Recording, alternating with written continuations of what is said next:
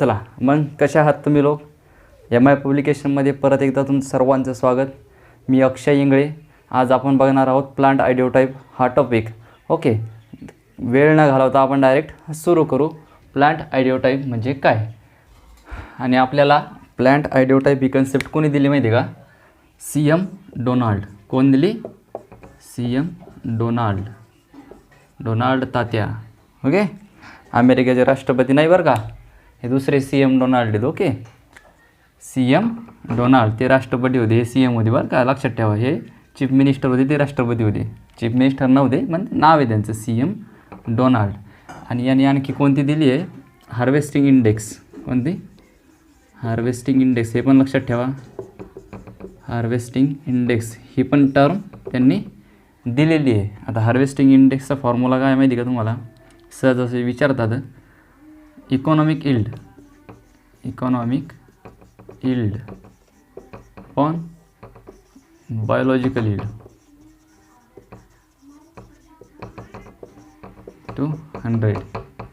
हा आहे आपला हार्वेस्टिंग इंडेक्सचा फॉर्म्युला. प्लांट आयडियोटाइप आणि हार्वेस्टिंग इंडेक्स ही टर्म कोण दिली? CM डोनाल्ड यांनी दिली. Economic yield upon biological yield harvesting इंडेक्सचा फॉर्म्युला आहे. इकॉनॉमिक इल्ड म्हणजे काय आपण म्हणता येईल त्याला? ग्रेन्स वगैरे आपण क्रॉपपासून जे मिळवतो त्याला इकॉनॉमिक इल्ड म्हणतात, म्हणजे ज्यापासून आपल्याला पैसा मिळतो. आणि बायोलॉजिकल इल्ड म्हणजे काय?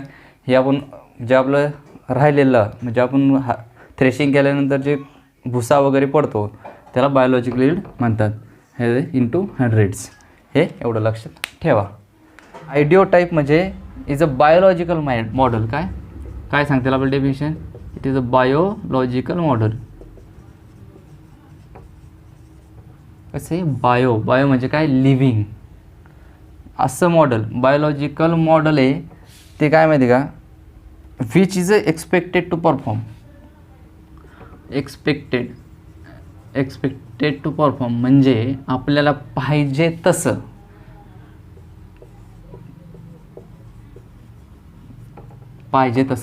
परफॉर्म ते करणार.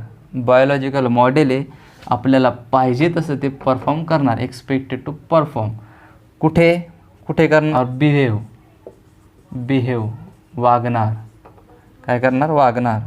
In a predictable manner.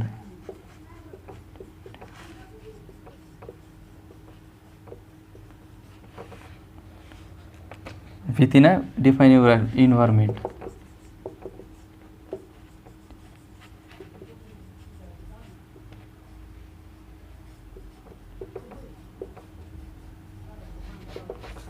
Biological model ideotype म्हणजे काय? आयडियल टाईपचं मॉडेल. कोणतं? Biological model. Expected to perform or behave in a predictable manner within a define environment.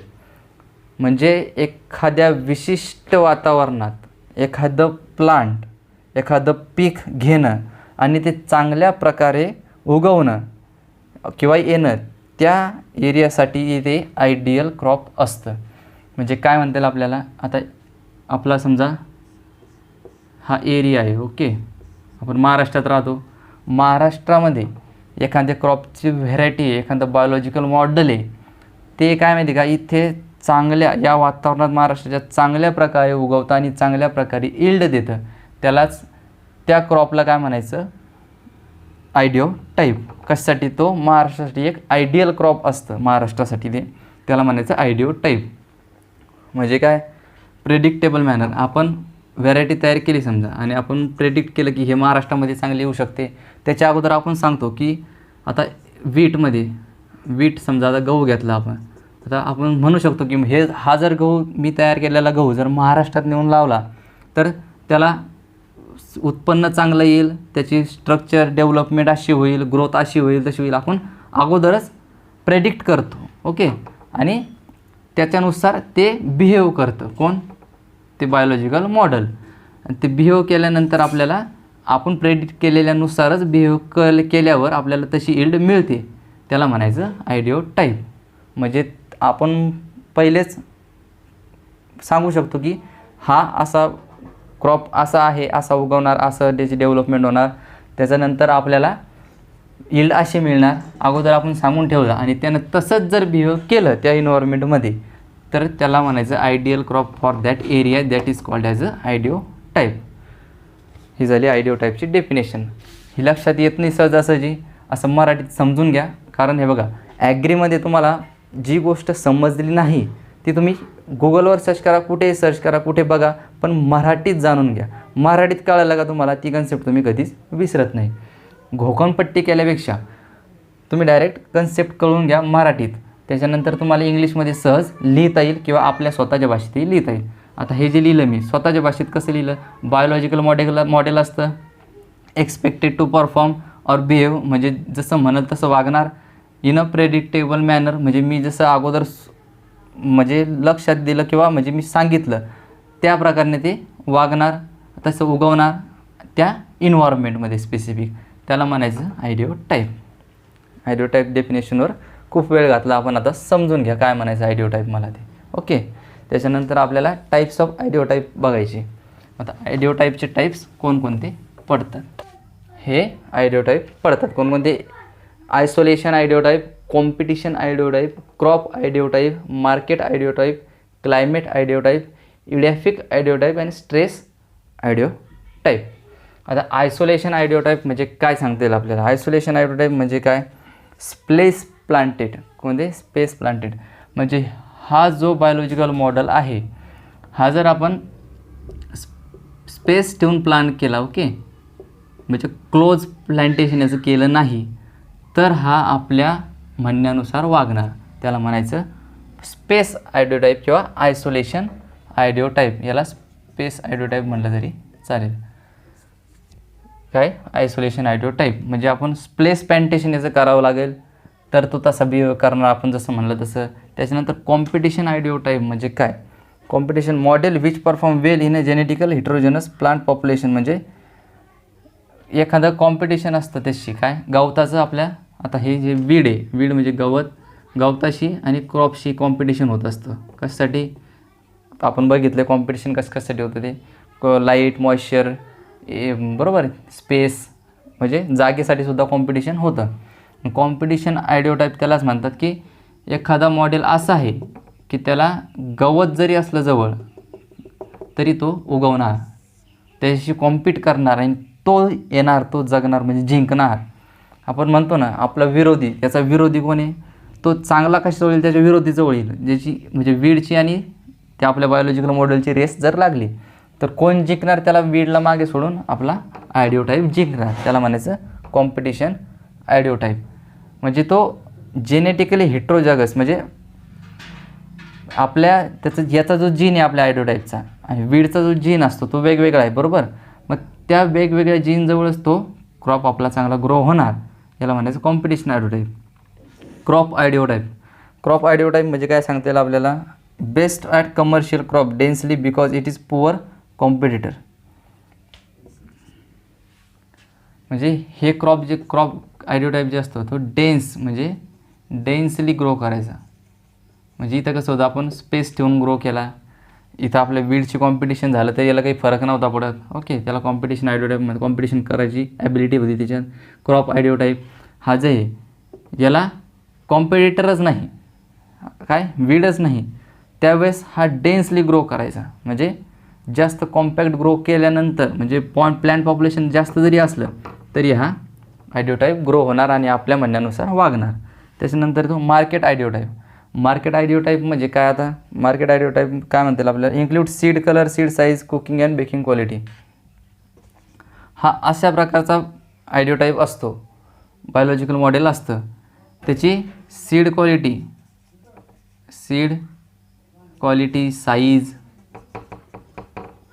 Size आणि बेकिंग क्वालिटी म्हणजे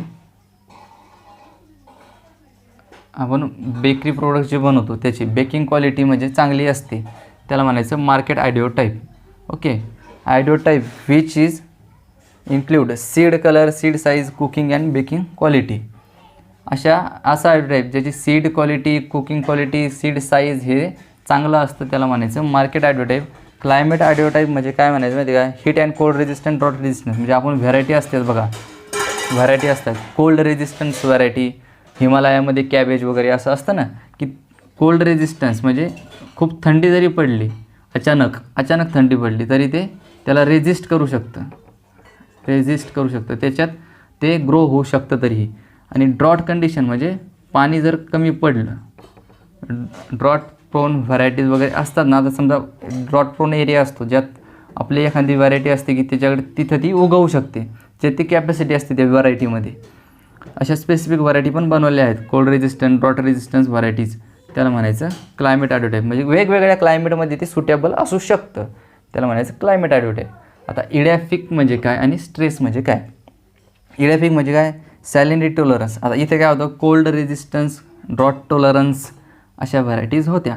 आता इथं काय होतं, salinity tolerance and acidity deficiency tolerance. Okay, salinity म्हणजे काय? सलाईन सॉईल असेल, ओके, सलाईन सॉईल किंवा एखाद्या न्यूट्रियनची डिफिशियन्सी जरी असेल तरी ते आपल्याला ग्रो करता येईल आणि ते चांगल्या प्रकारे ग्रो होईल. Saline or deficiency nutrient. एखाद्या न्यूट्रिएंटची डिफिशियन्सी जरी असली, कमतरता जरी असली आणि सलाईन सॉईल असली किंवा ॲसिडिक सॉईल असली तरी इडियाफिक मॉडेल जे असतं ते ग्रो होईल. आता स्ट्रेस म्हणजे काय? स्ट्रेस म्हणजे काय? Resistant to water stress. Resist to water stress. आता आपण जर क्रॉप ग्रो केलं, बरोबर, क्रॉप ग्रो केला आपण मान्सून सीझनमध्ये, ग्रो केल्यानंतर काय होतं, अचानक पाऊस उघडला 10-15 दिवस, मग त्याच्यावर काय आलं, वॉटरचा स्ट्रेस आला, म्हणजे वॉटर कमी पडलं त्याला, मग ते वॉटरचा स्ट्रेस त्याला रेजिस्ट करू शकतं, म्हणजे तरीही ते जगू शकतं, त्याला म्हणायचा स्ट्रेस आयडिओ टाईप. एवढे टाईप्स याचे पडतात, हे लक्षात ठेवा चांगल्या प्रकारे. कोणकोणते पडतात लक्षात ठेवा. आता एकदा परत रिव्हिजन देतो मी त्याच्यावर. आयसोलेशन आयडिओ टाईप 6 प्रकारचे पडतात. कोणकोणते? Isolation, competition, crop ideotype, market ideotype, climate ideotype, edaphic, stress ideotype. आयसोलेशनमध्ये स्पेस प्लांटेड असतात, म्हणजे स्पेस ठेवून प्लांट करावं लागतात. कॉम्पिटिशन आयडिओ टाईपमध्ये एखाद्या वीडचं वगैरे इन्फेस्टेशन जरी असलं फील्डमध्ये तरी ते ग्रो करू शकतो. ओके. क्रॉप आयडिओ टाईप म्हणजे काय म्हणतील आपल्याला, हे डेन्सली ग्रो करतात. डेन्सली म्हणजे घनदाट, म्हणजे डेन्स, किंवा आपल्याला प्लॅन्ट पॉप्युलेशन जास्त जरी झालं तरी काही हरकत नाही. मार्केट आयडिओ टाईप म्हणजे काय, असा आयडिओ टाईप त्याची सीड क्वालिटी ऑफ बेकिंग किंवा साईज ऑफ सीड हे चांगल्या प्रकारचं असतं, त्याला म्हणते market ideotype. Climate ideotype म्हणजे काय, वेगवेगळ्या क्लायमेटमध्ये ते सुटेबल असतात ग्रो करण्यासाठी, म्हणजे कोल्ड जरी असलं आणि ड्रॉट जरी असलं तरी, दुष्काळ असला किंवा थंडी असली तरी.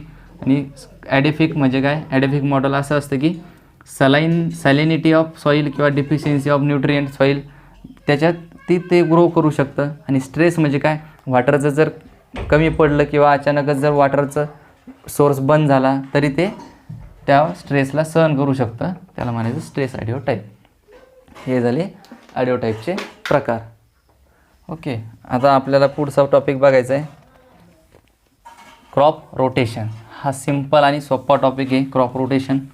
क्रॉप रोटेशन म्हणजे काय, आपल्याला क्रॉप रोटेट करायचे. काय रोटेट करायचे? क्रॉप. लँड रोटेट करायचे का इथं? नाही. काय रोटेट करायचे? Crop rotation. Growing of different crops. काय सांगतील आपल्याला? ग्रोईंग ऑफ डिफरंट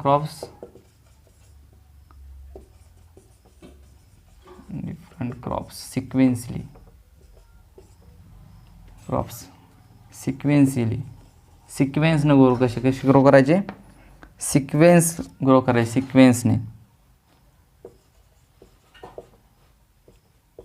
सिक्वेन्शियली ग्रो करायचे ऑन सेम लँड.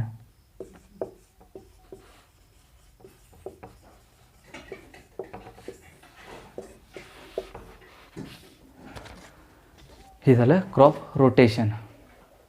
आता ही आणखी एक याच्या विरुद्धार्थी टर्म असते, तिला शिफ्टिंग कल्टिवेशन किंवा लँड रोटेशन आपण म्हणतो. शिफ्टिंग इट्स नेम इंडिकेट किंवा land rotation it's name indicate. काय होते? लँड रोटेट होते. काय लँड रोटेशन पण म्हणू शकतो आपण, शिफ्टिंग कल्टिवेशनसुद्धा म्हणू शकतो. आपल्याला हे सध्या नाही बघायचं, हे आपण क्रॉप रोटेशन बघतोय. Different crops grown sequentially on a same land. म्हणजे याचं म्हणायचं काय यांना, आता आपण ही फील्ड आहे. ओके, या फील्डमध्ये आपण क्रॉप ग्रोन केलं. आता सध्या सोयाबीन लावली. ओके, सोयाबीन लावली.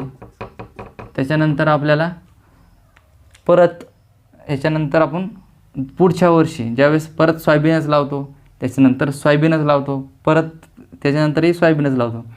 हे जर असं झालं तर काय होतं माहिती का, जे फील्ड सॉईलचे जे न्यूट्रिएंट असतात सॉईलमध्ये ते काय होतं, एक्झॉस्ट होतात. काय होतं, एक्झॉस्ट होतात. सॉईलमधले न्यूट्रिएंट जे असतात हे सगळे निघून जातात आणि सॉईल उपजाऊ राहत नाही. बरोबर, त्याच्यात काय होतं, सॉईल नापीक होऊन जाते, ती जमीन नापीक होऊन जाते.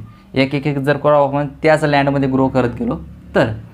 पण जर आपण सोयाबीन लावली, नंतर त्याच्यानंतर आपण याच फील्डमध्ये जर दुसऱ्या वेळेस तूरच लावली फक्त, किंवा दुसरं एखादा क्रॉप लावला आणखी, तर काय होतं माहिती का, आता हे जे आहे ना, आता समजा शॅलो रुटेड क्रॉप असतं.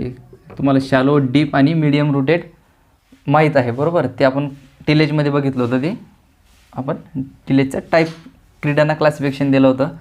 बरोबर, त्याच्यात बघितलं होतं आपण. तसंच रूटचं पण असतं, deep rooted, shallow rooted, medium rooted crops. मग आता आपण पहिले शॅलो रुटेड जर क्रॉप लावला तर दुसऱ्या वेळेस काय करायचं, डीप रुटेड क्रॉप लावायचा. कोणता, डीप रुटेड. म्हणजे काय होतं, शॅलो रुटेड जे क्रॉप असतात, शॅलो रुटेड क्रॉप काय करतात, त्यांचे मुळं वरतीच असतात. बरोबर, मग ते काय करतात, वरचं न्यूट्रिएंट ॲब्झॉर्ब करून घेतात त्यांच्या ग्रोथसाठी. बरोबर, आता जर आपण दरवेळेस जर शॅलो रुटेड लावत गेलो तर ते न्यूट्रिएंट वरचे एक्झॉस्ट होणार आणि तिथं काही राहणार का, नाही. मग पीक चांगलं येणार का, आपलं ईल्ड चांगली येणार का, नाही. मग त्याच्याकरता काय लावायचं, डीप रुटेड क्रॉप लावायची. म्हणजे काय होतं, वरचं न्यूट्रिएंट तर पहिल्या क्रॉपनं आपलं घेतले, मग दुसरा क्रॉप लावल्यानंतर काय होतं, त्याचे मुळं खाली जातात. बरोबर, डीप रुटेडचे. मग ते खालच्या थरावरून सॉईलच्या न्यूट्रिएंट ॲब्झॉर्ब करतात. बरोबर, वरच्या थरावून करतील का, आता नाही, त्यांना गरजच काय, मुळं खाली येतं, मग खालच्या थरावून करतील. हे जे क्रॉप रोटेशनचं प्रिन्सिपल्स आहेत. बरोबर, आणि क्रॉप रोटेशन याच्याकरताच करतात का, सॉईलची फर्टिलिटी मेंटेन करण्यासाठी क्रॉप रोटेशन आपण करतो. Growing a different crop sequentially on a same land.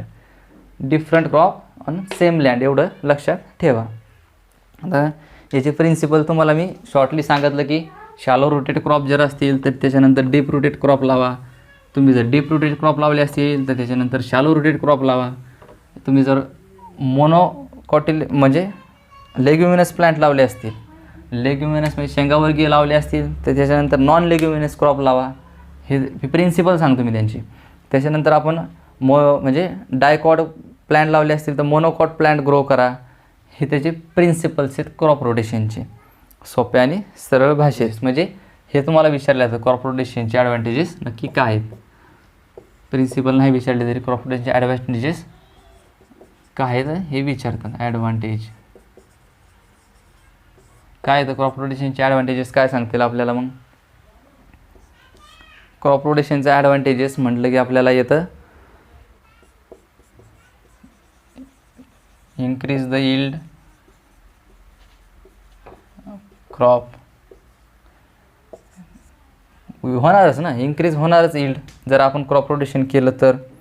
बरोबर, कारण न्यूट्रिएंट वगैरे आपल्याला अवेलेबल होतात. Add organic matter, organic matter add करतात, ऑर्गॅनिक मॅटर. त्याच्यानंतर regular flow of income, improve soil health, improve soil health. त्याच्यानंतर काय सांगतील आपल्याला, ऑप्टिमाइज न्यूट्रिएंट. मी तुम्हाला सांगितलं की डीप रुटेड क्रॉप लावा किंवा शॅलो रुटेड क्रॉप लावा, ती सिक्वेन्शियली लावा. म्हणजे एकदा शॅलो लावले की त्याच्यानंतर डीप रुटेड लावा. ओके, त्याच्यामुळे काय होतं आहे, डीप रुटेड खालचे न्यूट्रिएंट ॲब्झॉर्व करतात, शॅलो रुटेड वरचं न्यूट्रिएंट ॲब्झॉर्व करतात. त्याच्यामुळे काय होतं आहे, ऑप्टिमाइज न्यूट्रिएंट्स होतं. म्हणजे बऱ्या प्रकारे क्रॉपला न्यूट्रिएंट अवेलेबल होतात.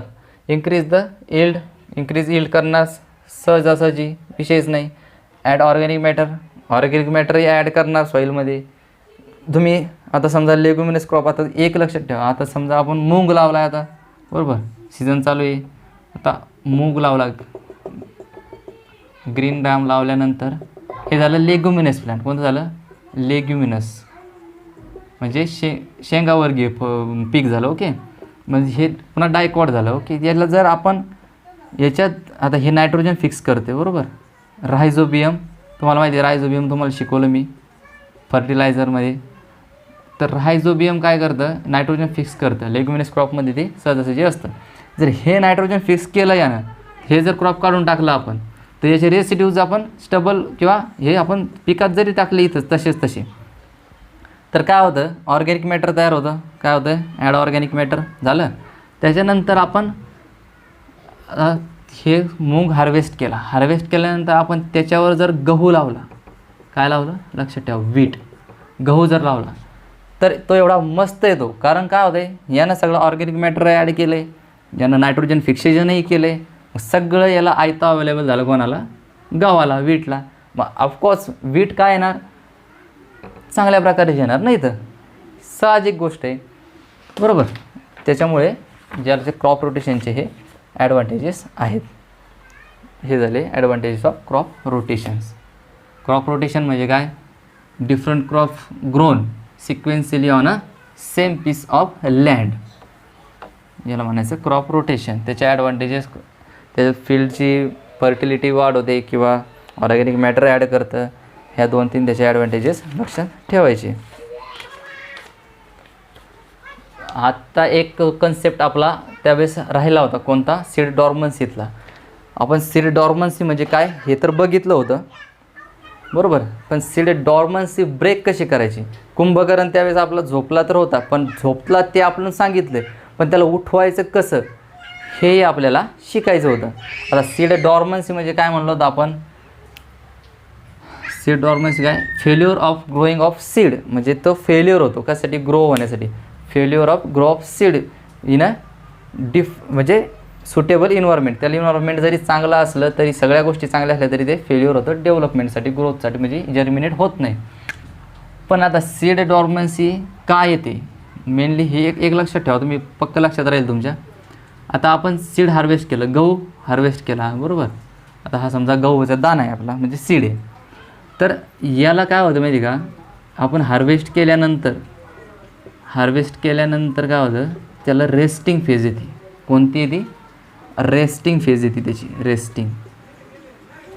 तुम्ही ट्राय करून बघा, एखादं पीक तुम्ही हार्वेस्ट करा लगेचच्या लगेच आणि त्याला पेरून बघा. परत हार्वेस्ट करायचं आणि लगेच पेरायचं, ते उगवणार का, उगवतच नाही, शक्यच नाही उगवणं. ओके, कारण काय होतं आहे, हे हार्वेस्ट केल्यानंतर ते रेस्टिंग फेजमध्ये चाललं जातं.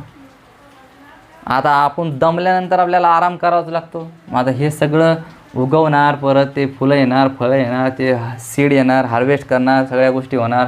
त्याच्यानंतर ते आपण स्टोअर केल्यानंतर ते रेस्टिंग फेजमध्ये जातं, त्यावेळेस ते उगवू शकत नाही.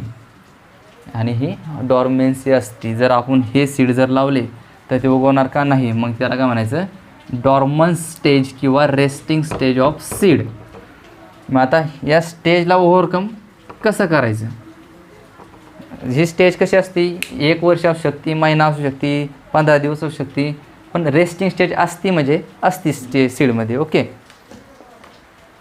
त्याच्यानंतर आता सीड डॉर्मन्सी पुन्हा वाईल्ड ओट हा असा प्लांट आहे. वाईल्ड ओट हे असं प्लांट आहे, याच्यात 3 प्रकारच्या डॉर्मन्स्या येतात. आपण 3 प्रकारच्या डॉर्मन्स्या म्हणजे कोणत्या डॉर्मन्स्या, इंडूस बरोबर, इनेट डॉर्मन्सी आणि इन्फोर्स्ड, ह्या 3 डॉर्मन्स्या बघितल्या बरोबर. टाईप हे 3 टाईपच्या डॉर्मन्सी असतात, इंडूस, इनेट, इन्फोर्स्ड टाईपच्या. या 3 प्रकारच्या डॉर्मन्स्या हे असं एक क्रॉप आहे की त्याच्यात दिसतात. कोणतं, वाईल्ड ओट. हे सहज सांगितलं मी ऑब्जेक्टिव्ह टाईप म्हणून. ठीक आहे, आता आपल्याला बघायचं आहे सीड डॉर्मन्सी ओव्हरकम कशी करायची. आता सीड डॉर्मन्सी आली आपली तर मग त्याला कसं ओव्हरकम करायचं, त्याच्या मेथड आहेत. आता कोणकोणत्या मेथड्स आहेत,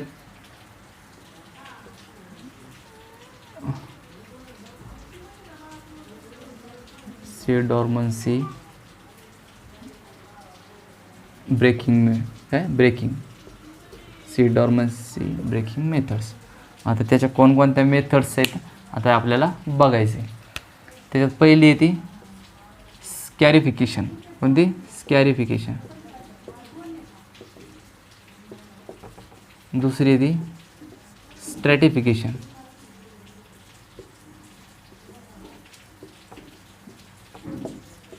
third, exposure to sunlight,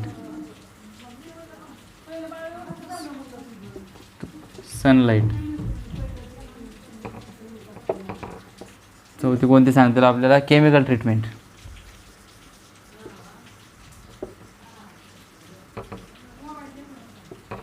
chemical treatment ह्या मेथड्स आहेत ज्यांना आपण सीड डॉर्मन्सी ब्रेक करू शकतो, सीडला जर्मिनेट करू शकतो. म्हणजे कुंभकर्ण झोपला तरी ह्या गोष्टी अशा आहेत ती त्यांना आपण त्याला उठवू शकतो. कसं? स्कॅरिफिकेशन म्हणजे काय सांगता येईल आपल्याला? स्कॅरिफिकेशनमध्ये भरपूर प्रोसेस येतात. चिलिंग म्हणजे थंड करणे, म्हणजे बरोबर, चिलिंग, ड्राईंग, वॉशिंग म्हणजे सीड वॉश करायचे, प्री सोकिंग म्हणजे पाण्यामध्ये सीड सोक करायचे, ठीक आहे. त्याच्यानंतर रबिंग आणि ॲप्लिकेशन ऑफ प्रेशर्स म्हणजे ह्या भरपूर टाईप्स आपल्याला स्कॅरिफिकेशनमध्ये पडतात. आता स्कॅरिफिकेशनमध्ये चिलिंग म्हणजे काय करतात? एक एक पाहू आपण. आता चिलिंग म्हणजे त्याला काय करतात? टेम्परेचर किती? 5 ते 10 डिग्री सेल्सिअसवर, 5 ते 10 डिग्री सेल्सिअसवर त्याला जवळपास 7 दिवस ठेवतात. किती? 7 दिवस सीडला ठेवतात. कोणत्या प्रोसेसमध्ये? चिलिंगमध्ये, चिलिंग करताना. ओके, हे सब टाईप्स आहेत स्कॅरिफिकेशनचे. तर चिलिंगमध्ये आपण 5 ते 10 डिग्री सेल्सिअसला 7 दिवस त्याला ठेवतो, सीड डॉर्मन्सी ओव्हरकम होते. नंतर प्री ड्राईंग म्हणजे ड्राय करतो आपण. ओके, ड्राय कशी करतो? 40 डिग्री सेल्सिअस, अबोव 40 डिग्री सेल्सिअसला आपण त्याला ड्राय करतो जवळपास 7 दिवसासाठी. 7 दिवस आपण त्याला ड्राय करायचं 40 डिग्री सेल्सिअसच्या वरती. त्याच्यानंतर काय येतं? आणि स्कॅरिफिकेशन काय येतं माहिती का? हार्ड सीड कोडमुळे याला हार्ड सीड कोड झालं, इनपरमिएबल सीड झालं. म्हणजे त्याला इनपरमिएबल म्हणजे सीड यात आहे, सीड कोड जर हार्ड असला तर याच्यात वॉटर जाणार आहे का? नाही जाणार. त्यात एअर जाणार आहे का? नाही जाणार. म्हणजे न्यूट्रिएंट जाणार आहे का? नाही जाणार. अशी गोष्ट आहे. त्याच्यामुळं स्कॅरिफिकेशन ही याच्या प्रोसेस आहे की आपण हार्ड सीड कोड वगैरे याला रप्चर करू शकतो. प्री ड्राईंग झालं, प्री सोकिंग झालं म्हणजे आपण सोकिंग म्हणजे काय? सोक करणे वॉटरमध्ये, सोक इन वॉटर. ओके, त्याच्यानंतर आपल्याला काय सांगता येईल परत? रबिंग. आता रबिंग ही मेन प्रोसेस. आपण रबिंग म्हणजे काय करायचं? एखादा आता आपण गनी वॅक्स असते म्हणजे पोते म्हणतात त्याला, तर पोत्यावर सीड टाकायचे. सीड टाकल्यानंतर असं घासायचं त्याला. ओके, घासल्यानंतर काय होतं माहिती का? त्याचे सीड कोड जो असतो तर तो रप्चर होतो म्हणजे तुटतो किंवा ब्रेक होतो. त्याच्यामुळे काय होतं? ती डॉर्मन्सी त्याची निघून जाते. रबिंग हे मेनली कशात करतात माहिती का? कोरिअँडर सीडमध्ये हे मेनली करतात. जसं आपलं कोथिंबीर वगैरे याच्यात हे करतात रबिंग. ओके, सोकिंग कशात करतात माहिती का? सोकिंग आपण सुबाबूळमध्ये करतो. सुबाबूळ. ओके, सुबाबूळ माहीत असं सगळ्यांना. हे फॉरेस्ट क्रॉप आहे म्हणून फॉरेस्ट क्रॉप आहे हे सुबाबूळ, त्याच्यात आपण करतो.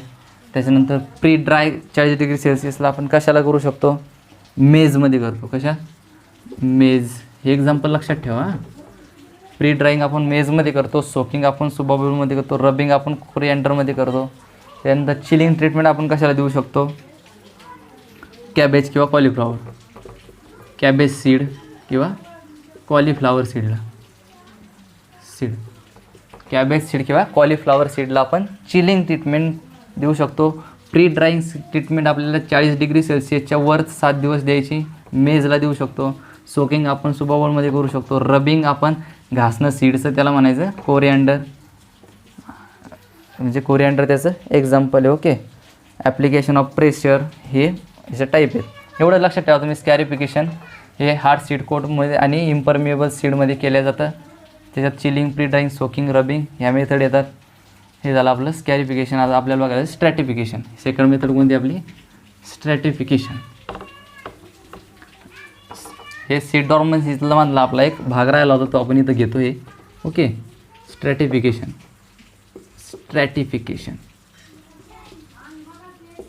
स्कॅ आणि स्टॅ लक्षात ठेवा. स्कॅरिफिकेशन, स्ट्रॅटिफिकेशन.